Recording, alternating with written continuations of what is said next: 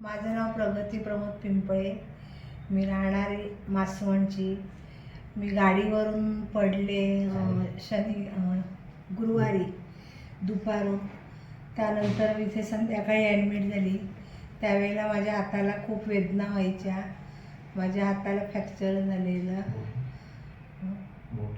बोटाला खूप दुखत होतं. मग इथे मी ॲडमिट झाल्यानंतर इथे मला औषध उपचार करण्यात आले.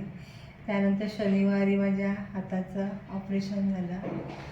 त्यानंतर मग आतापर्यंत दुखायचं कमी झालं. आता म्हणजे बरं वाटतं. पूर्वी जेव्हा आले तेव्हा बोटं आत खूप दुखायचा, आता दुखत नाही. आणि इथे आल्यानंतर डॉक्टरांनी, आमच्या सिस्टर, सगळ्या दवाखान्याचा स्टाफ यांनी खूप सहकार्य केलं आणि घरच्यासारखी मदत केली कुठल्याही कामामध्ये. कधीही हाक मारली तरी कधी न रागावता किंवा न हे करता कधी यायचे आणि जे पाहिजे ते लहान मुलांसारखी आमची सेवा करत होते.